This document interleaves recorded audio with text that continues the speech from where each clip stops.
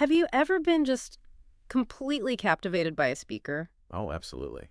Maybe it was something like Lincoln's Gettysburg Address, that kind of deep gravity, or maybe more modern, like one of Steve Jobs' commencement speeches, just really inspiring. Yeah, you listen and you're just hooked, moved, even persuaded sometimes. Exactly, and you walk away thinking, wow, how did they do that? Like, what's the secret sauce there? How do they make it resonate so powerfully? It's a pretty common feeling, I think.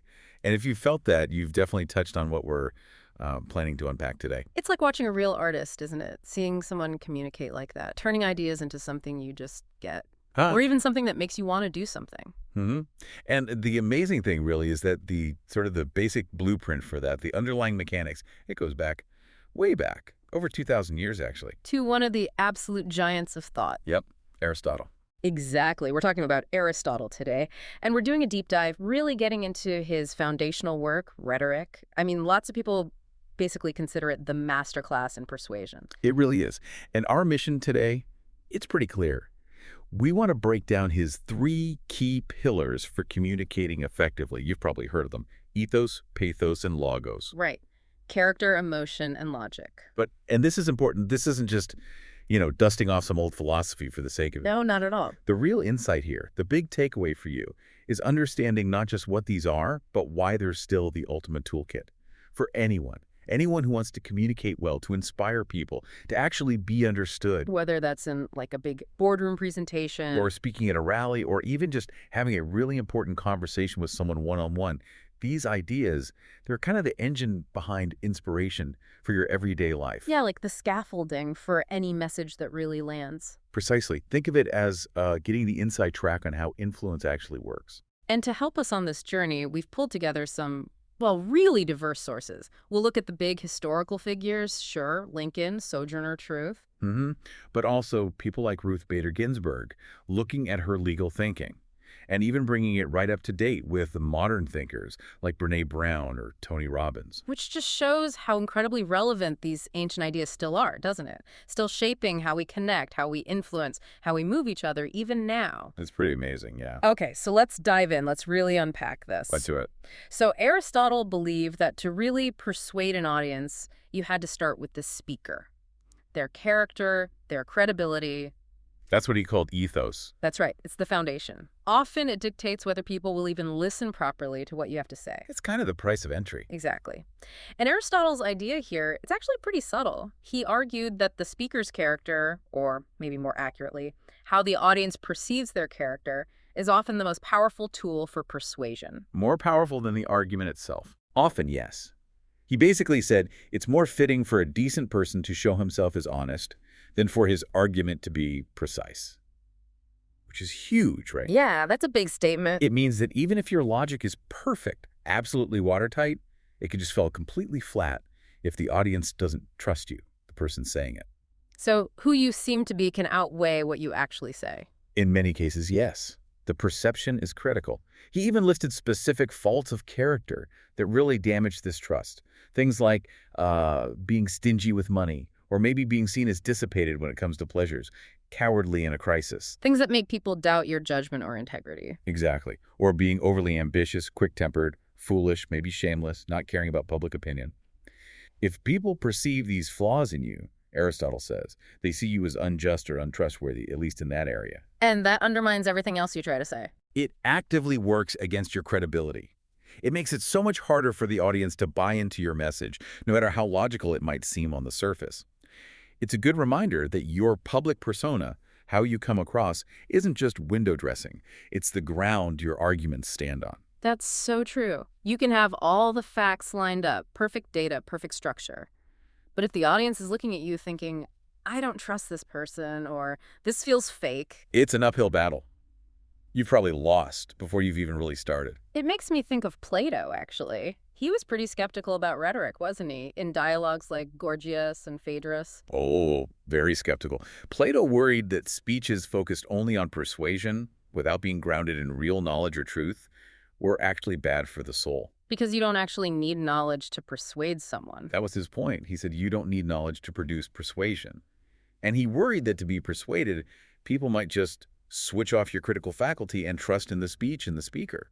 Which raises that big ethical question, right? Is the goal just to win, to get agreement? Or is it about sharing genuine truth, helping people understand? It sounds almost like rhetoric could be a kind of manipulation. It absolutely can be, and that's the dilemma Plato highlighted. It's still relevant today. Quintilian, another major figure in Roman rhetoric, echoed these worries. What did he say? He basically asked, how can an orator be truly good, truly successful, if they can't tell the difference between what's honorable and what's not, or if they don't understand the nature of justice? So just being clever with words isn't enough. Not for Quintilian. He made a clear distinction between just having rhetorical skill, being a smooth talker, and having real virtue. He flat out stated that eloquence is one of the highest virtues. Implying you need a moral compass to be a truly great orator. Absolutely. It's not just preferable. It's essential for rhetoric to be genuinely impactful and ethically sound. Skill isn't enough. You also need to be, well, good. Okay, so if negative ethos, these perceived flaws, can completely tank your message, how do you go about building positive ethos? How do you project that credibility and character? That's the constructive side. And our sources give some really interesting, sometimes surprising examples. It often comes down to action, authenticity, and really knowing your audience. Like Russell H. Conwell, with his famous Acres of Diamonds lecture. Conwell's a fascinating case study in deliberately building ethos.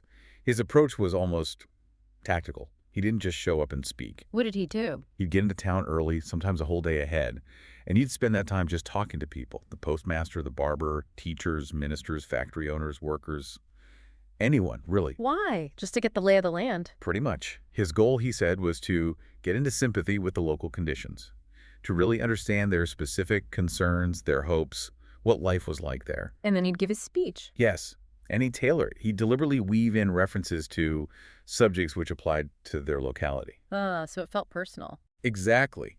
It made him seem less like some distant expert and more like, as someone put it, listening to a friend. That built this incredibly powerful, relatable ethos right from the start. Plus, he sounded incredibly sure of himself. He did. He'd declare things like, I have come to tell you what in God's sight I believe to be the truth. I know I am right. That conviction, combined with the feeling that he understood them locally, was a huge part of his appeal. He wasn't just lecturing. He was connecting on their terms. That's a brilliant strategy for shaping perception, but then you have someone totally different, like Sojourner Truth. Her ethos wasn't built on pre-lecture chats, was it? Not at all. Hers was built on something much more fundamental. Sheer, unshakable, defiant dignity. You can almost picture it, right, at that women's rights convention. Totally.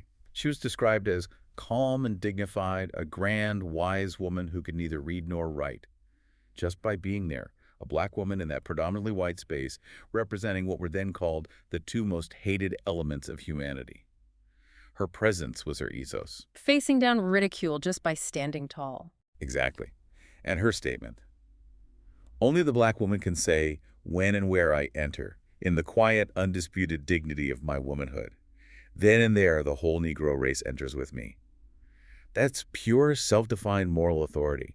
It didn't come from external validation. It came from her lived reality, her courage.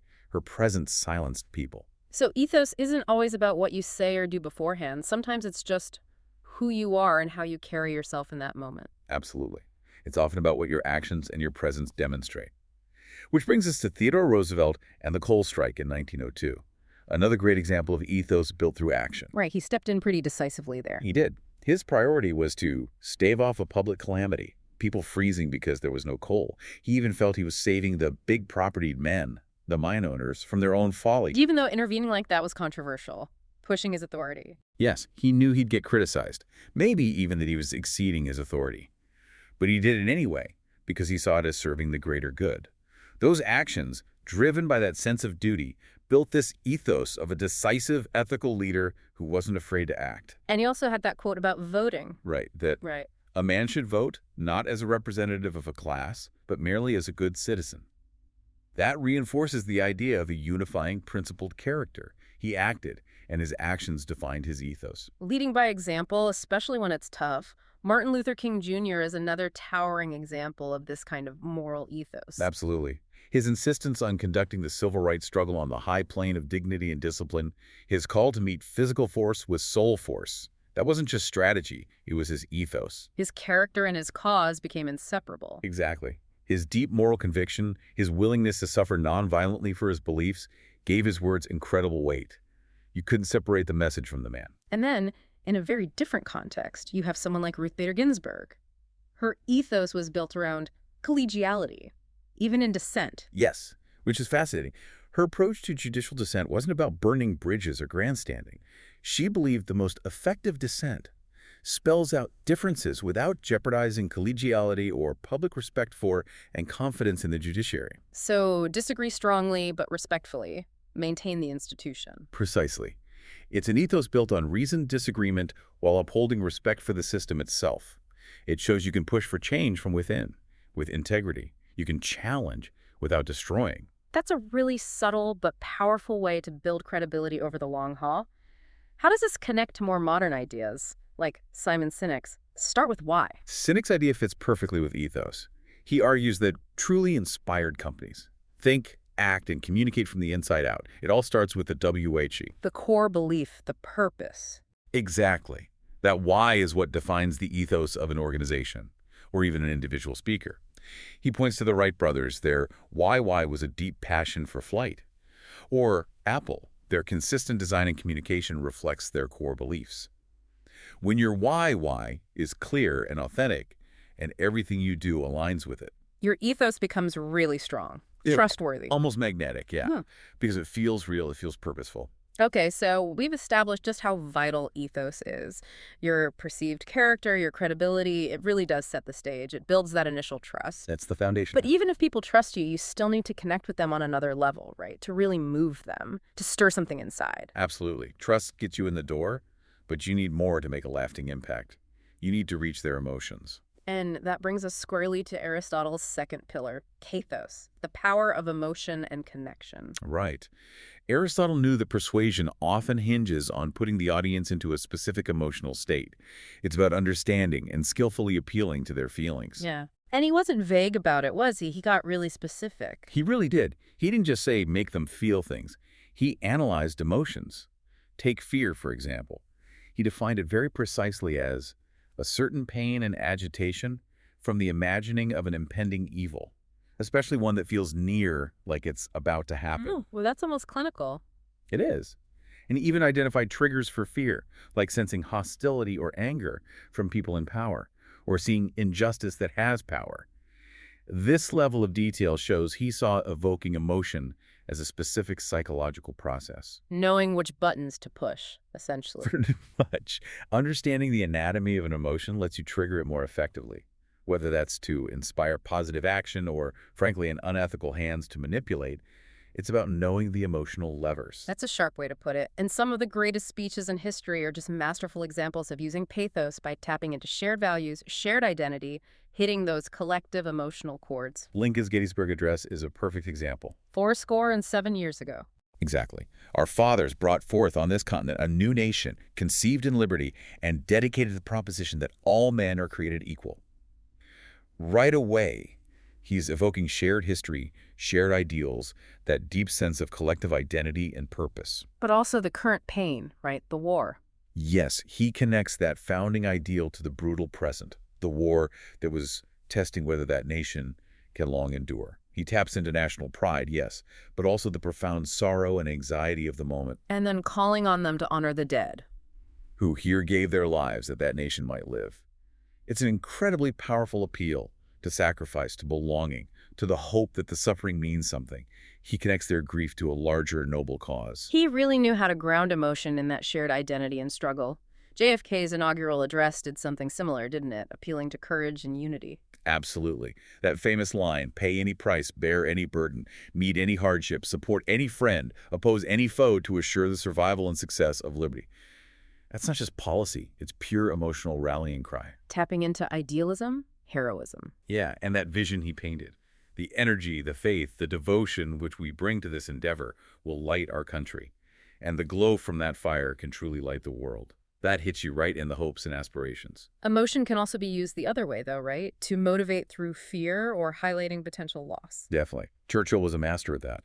William Safire highlighted his quote about World War II. Yeah. There never was a war in history easier to prevent by timely action than the one which has just desolated such great areas of the globe. Ooh, That's heavy. It is. It's not just history. It evokes deep regret, the pain of missed opportunity, the horrific cost of inaction. By tapping into that fear of repeating mistakes and the deep desire for peace, he spurred commitment to future vigilance, using fear as a motivator, essentially. So beyond shared values, pathos can also be about stirring really strong, visceral feelings, indignation, compassion, maybe even outrage. Frederick Douglass was incredible at this. Douglass was absolutely fearless in using graphic, disturbing imagery to ignite those feelings. He didn't just describe slavery abstractly.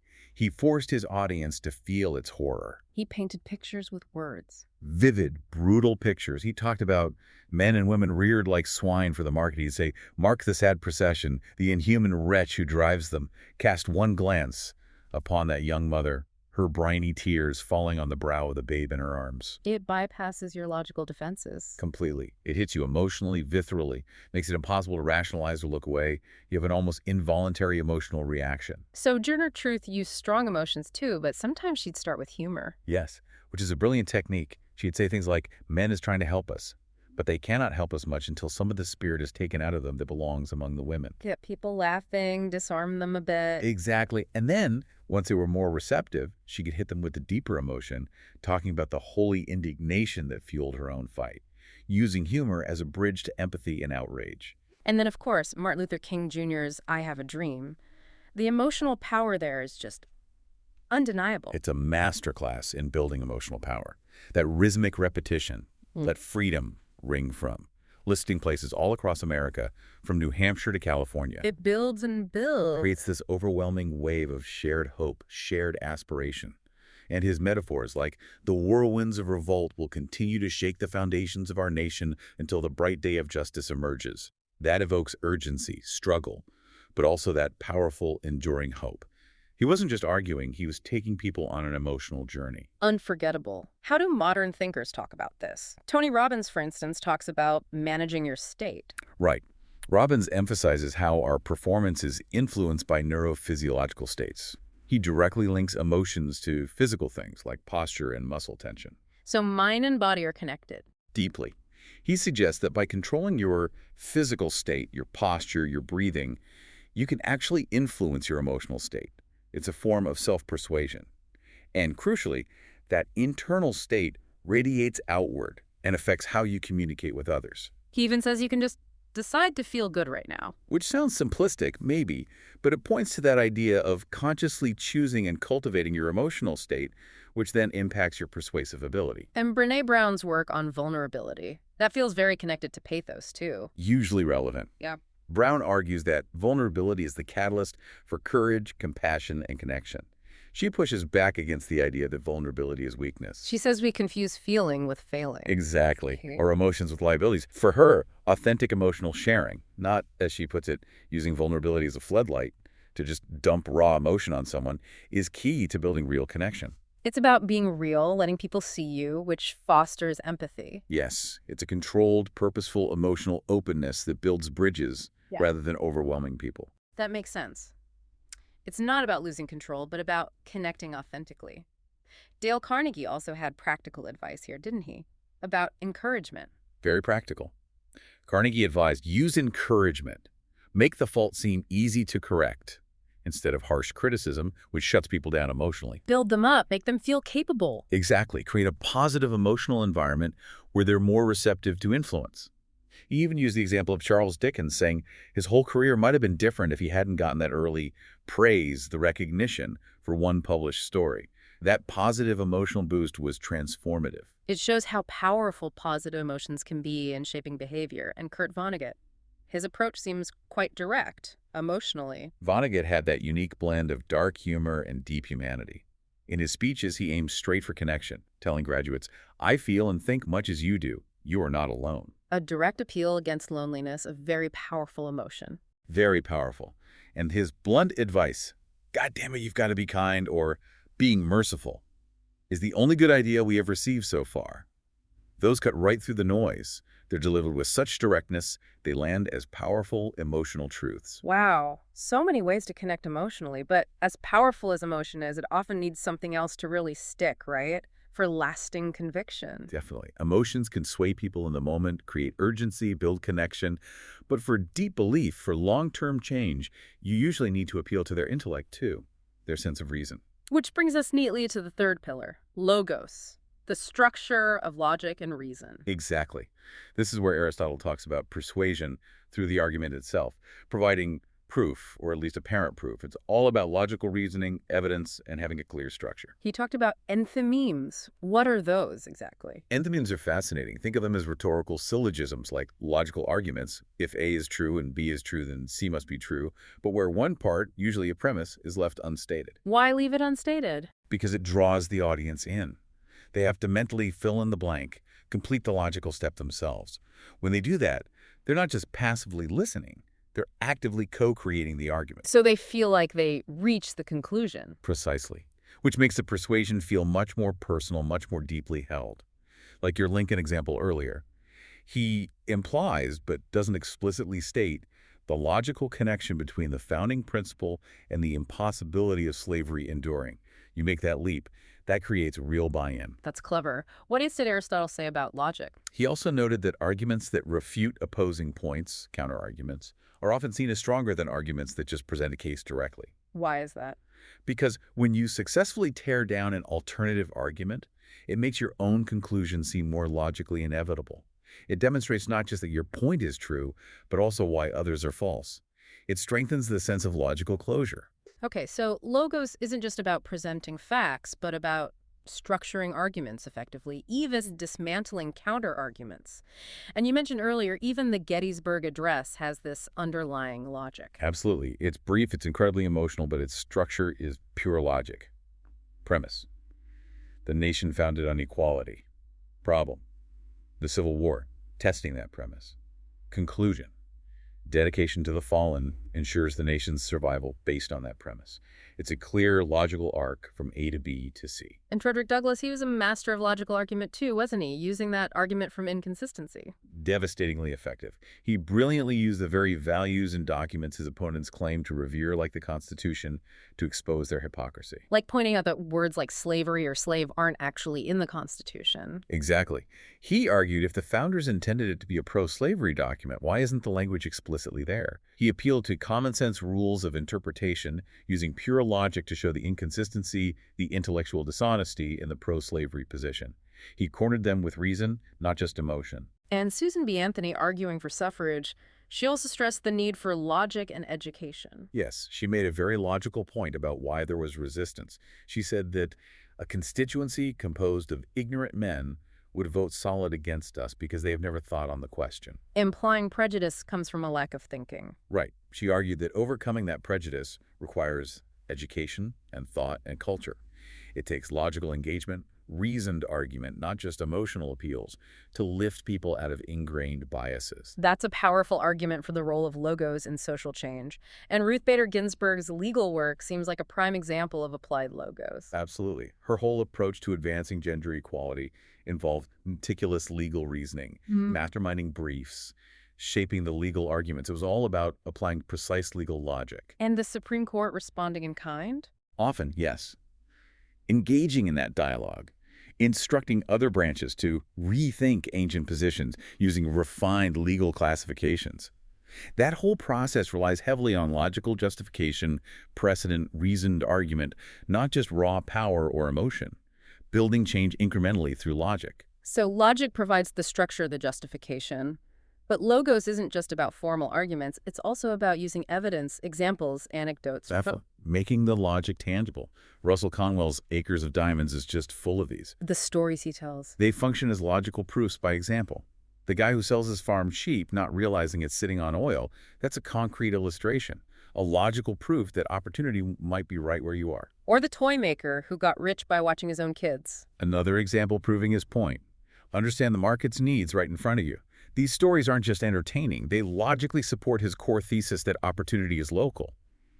And when he says money is power, and lists how it prints Bibles, builds churches, sends missionaries, he's providing concrete evidence for his claim, making the abstract logical point feel real and provable. Exactly.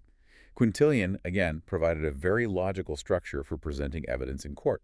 that 5-part framework. Exordium, facts, proof, refutation, peroration. Right. It's a logical pathway for building a case, step by step. He even outlined logical defense strategies. Yeah. Deny the charge, justify the act, find a legal loophole. It's all about methodical, logical construction or deconstruction of a case. And what about rhetoric aimed at getting people to do something, like policy arguments? That's deliberative rhetoric. Quintilian pointed to Demosthenes' speeches against Philip of Macedon as prime examples. This often involves weighing options, what Quintilian called questions of expediency. Like, is this plan practical? Is it worth the cost or risk? Exactly. You might have to argue that something is expedient but difficult, or maybe unpleasant or dangerous. It requires comparing advantages and disadvantages, making logical choices for the future. Sometimes, you even have to argue logically that honor must come before expediency, a higher moral logic overriding pure practicality. It's a complex logical calculus about consequences and values. Interesting. So logic applies differently depending on the goal, and logos isn't just for persuading others, it's also key for persuading ourselves. Hugely important. Earl Nightingale's The Strangest Secret is basically built on one core logical premise for self-persuasion. We become what we think about. Yes, he presents it almost like a law of nature, supporting it with quotes from thinkers across history, building a logical chain of evidence. Then he offers a practical experiment based on Newton's law of action-reaction. Control your thoughts, action, and you'll control your results, reaction. It's about applying logic internally to motivate yourself. And Tony Robbins builds on this too, with syntax of success and reframing. Right. Syntax of success is the idea that there's a logical sequence or arrangement of actions that leads to success, and if you understand that sequence, you can replicate it. Like a recipe or formula? Kind of. And reframing is about logically changing your perspective to change the meaning of an experience. His example of the big tax bill. Instead of seeing it as a burden, reframe it logically as proof of increased income, which is a success. Exactly. It's internal logical restructuring to manage your thoughts and emotions, leading to better outcomes. As Robbins says, knowledge isn't enough. You need action. And that action often stems from applying this internal logic of cause and effect. It's clear that logic is fundamental, both for arguing externally and structuring our own thinking. Okay, so we've explored ethos, pathos, and logos individually. Each one is incredibly powerful. Absolutely. But the real magic, the true art of persuasion, seems to happen when they all come together. That's absolutely right. Which brings us to the final piece, the interplay. How these three pillars are woven together for masterful persuasion. Because really, no great speech relies on just one, does it? Almost never. The most effective communication integrates character, emotion, and logic. But, and this is key, it does it dynamically. It depends on the context. It's not a fixed formula. Not at all. This idea of synergy, this blend, is what the great rhetoricians like Aristotle, Cicero, and Quintilian were all getting at. Quintilian had that great line about how rhetorical ornament gets its effect not just from its own quality, but from the circumstances where it's used. Meaning you have to choose the right tool for the job, the right balance. Precisely. You need the appropriate mix of ethos, pathos, and logos for that specific audience, that specific moment.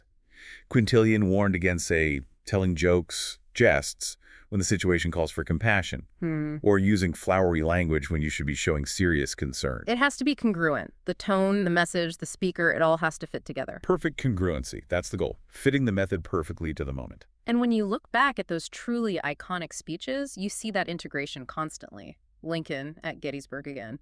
A perfect, concise example of the trifecta.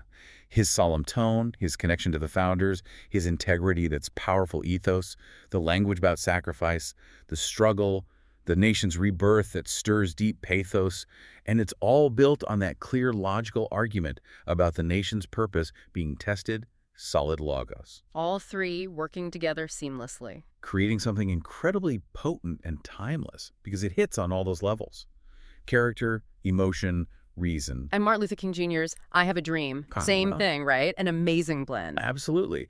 His unshakable moral authority, his personal courage in the face of violence that established an undeniable ethos. You just had to respect him. Then the passionate calls for justice, the vivid metaphors, the let freedom ring repetition that's pure pathos, building that incredible emotional wave. But it wasn't just emotion. He grounded it all by clearly articulating constitutional rights, the promissory note analogy, the logical demand for equality based on American ideals that provided the essential logos. Conscience, heart, and mind, all addressed at once. Exactly. That's why it moved a nation and still resonates.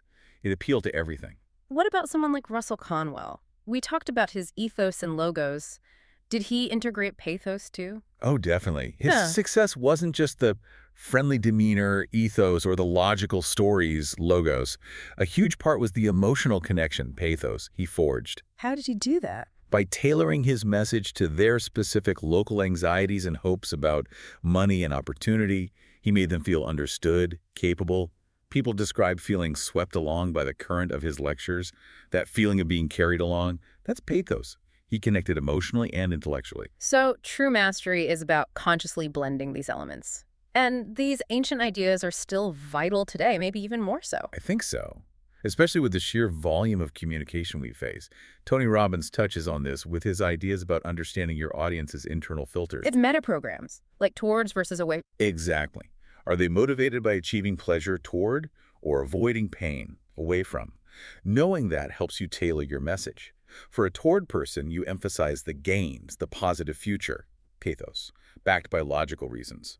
Logos. For an away from person, you highlight the problem solved, the risks avoided, pathos, again with logical support, logos.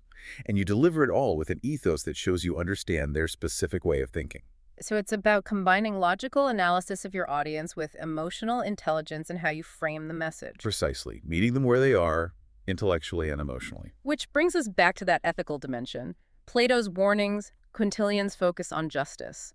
It's a reminder that persuasion is powerful, and power carries responsibility. This is maybe the deepest part of the integration. It's not just can you persuade, but should you, and how. You could have perfect logic, logos, and stir strong emotions, pathos. But if your character ethos is flawed or your goal is unjust, it becomes manipulation. So true ethical persuasion needs all three aligned for a good purpose. Yes. Building genuine connection, guiding towards truth, not just winning. And finally, these principles aren't just for influencing others. They apply to ourselves too, right? Self-persuasion. Absolutely. Think about Nightingale and Robbins again. We become what we think about. That's about applying these pillars internally. Also. Cultivating an internal ethos, building self-belief, a resilient identity.